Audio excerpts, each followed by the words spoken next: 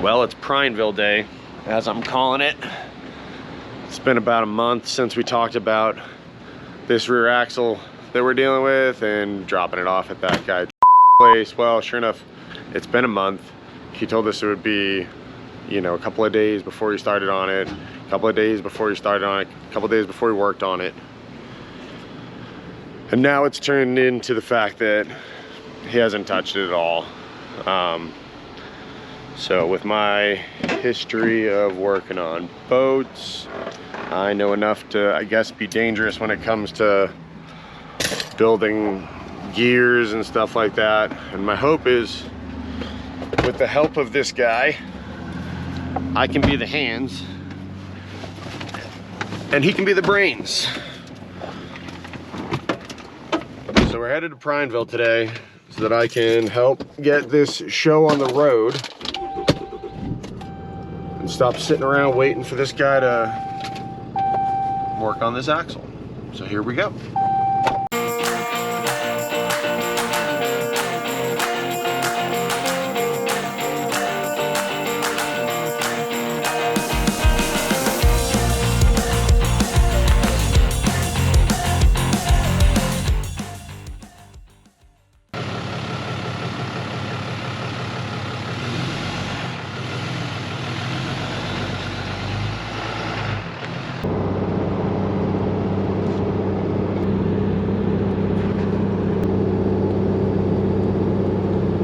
Well, we're still doing this whole thing that we were doing back in Mexico.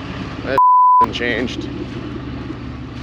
Difference is, right now we're just checking the wheel bearing temperatures as best we can at the hub assembly and the end of the axle shaft, so not bad. Normally that gets up to like 130 or so, which again isn't bad, but if I keep driving it gets hotter. So you can see our problem. That should not be 216 degrees. God, I hope this friggin' fixes it when we change this whole freaking axle out again. Last time it was that the axle housing blew up on us or broke up on us in Mexico, and we had them put a new housing. They mated it onto there, but I'm still thinking it's not correct. It's not on there straight, and that's why stuff gets hot. And we're chewing up wheel bearings pretty fast. So we've only driven now for 24 minutes. What's at that? Normal highway speeds, 214. Wow. Yeah, higher than average for us for sure. So now we get to sit here and wait until the hub assembly cools down. Let's go check the other side, just for comparison.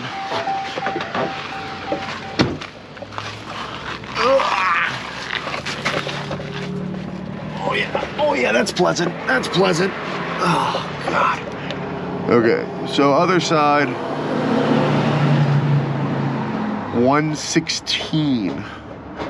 So a literal 130, 143 on the bottom there.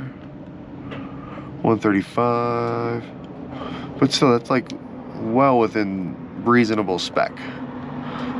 Plus there's definitely some heat soak that comes from getting on the brakes. I don't know. Is it that my caliber is fucked on that side? I don't think so.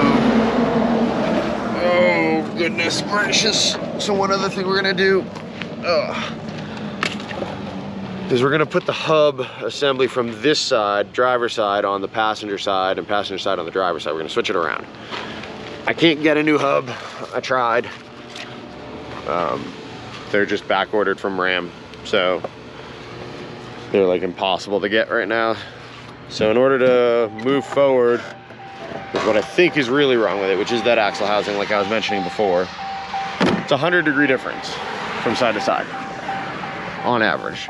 So the hottest point I could find on the left side was like 141 or something like that, which is well within like a wheel bearing hub assembly spec. The other side was like 200 and change, 210, 218, 220. It's freaking hot. But I mean, we were just on the brakes a bunch, but still it shouldn't be that large of a differentiation between the two sides. Plus that right side is always hotter, even when you're not on the brakes. Like even if you just cruise to a stop, it's still 30 degrees different. Let's make a reservation to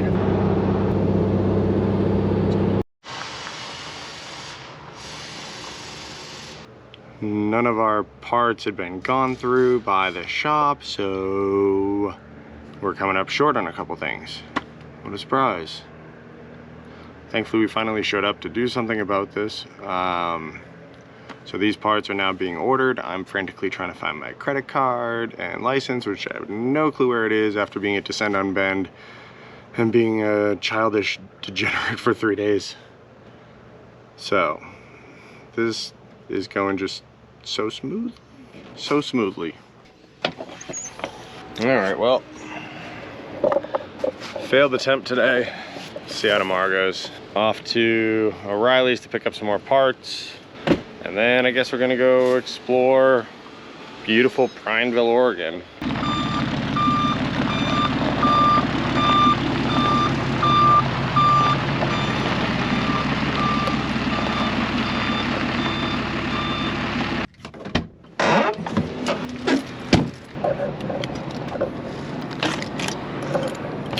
Every town that we go to is a little different in terms of the vibe and how you feel about your vehicle.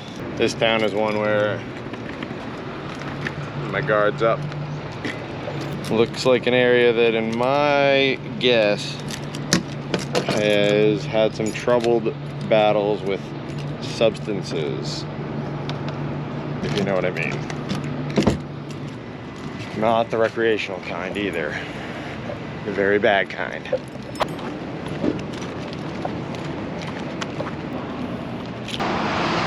All right. Hub assembly for the front. Fuel filter, because we need a new one. Trying to find parts. We're headed back to Bend to the Dodge dealership to pick up some parts that were ordered yesterday. And then we are headed back to Prineville here to hopefully work on the axle.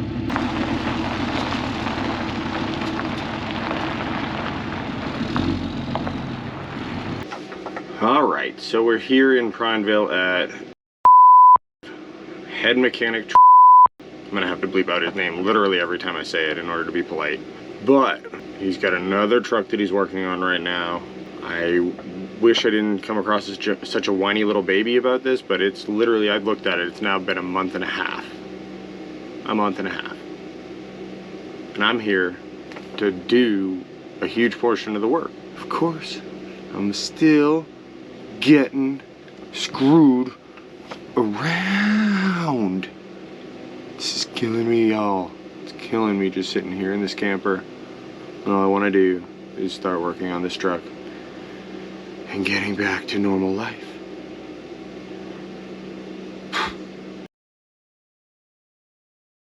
Well, it's not Mexico, but it's feeling a lot like it. It's a pretty good explanation of why. So, let's take a look at what we got. We are on blocks. Jacked out there and started the disassembly process of getting this whole axle out. So we jacked up the truck, put it on 4 different 6-ton jacks. Should be enough by math it is, but hopefully they stay together. So far I have the sway bar off, wheels and tires off, as you can tell. Next up, we're gonna take off the shocks, drive shaft, and then the caliper. We're gonna take the brake caliper off so that we can hang that up off to the side and not have to bleed the brakes when we put the new axle in. The mechanic here has agreed that he's going to stay late tonight to try and knock out as much as we can.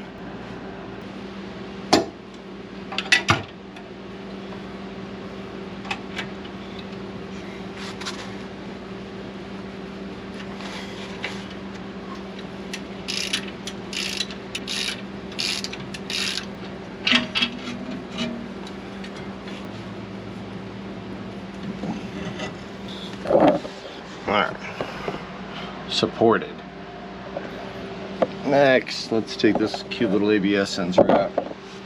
10 mil time.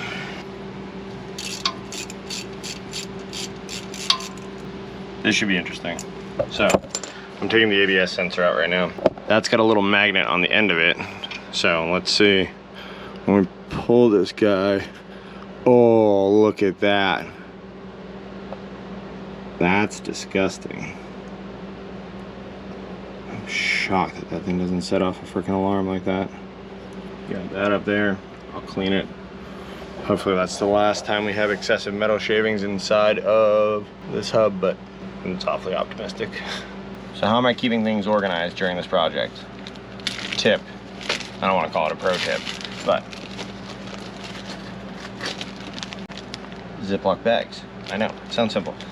Bolts that are specific to certain things. Put them all together. Put a label on them if you need to.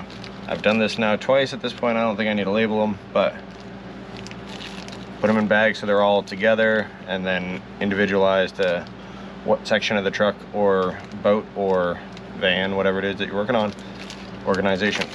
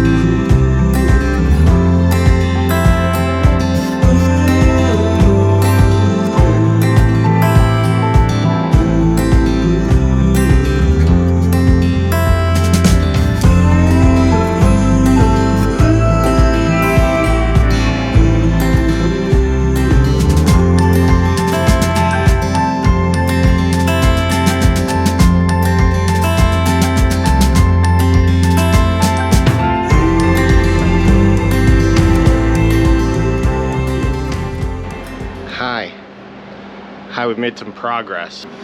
So now at this point we've got pallet jack underneath, everything's all disconnected. I just need to undo those last couple U-bolts and raise up the pallet jack as much as I can in order to try and keep this thing from falling, but also I need it to be able to like come all the way out. So we'll see how it goes.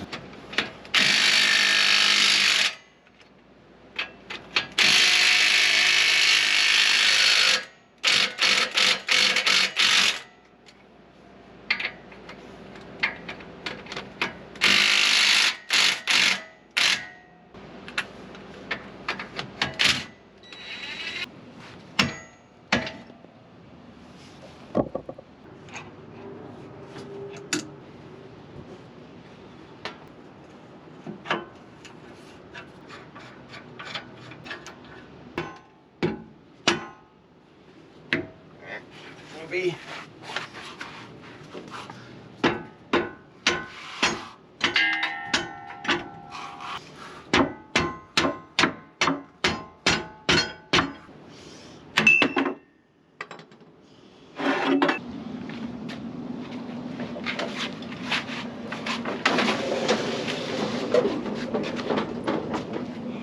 Well, I suppose that wraps up day one of the axle swap. rebuild shit show. I think we're looking at 2 more days of this. Tomorrow will be new axle, old axle. Nothing's coming out of that except for like 1 or 2 nuts. Everything that's going in that is brand new. And I'm hoping to be a very happy guy. We also got some new brake calipers while we're here. Those are gonna go in tomorrow. I can't wait to shower. I probably look terrible right now. Yeah, bye.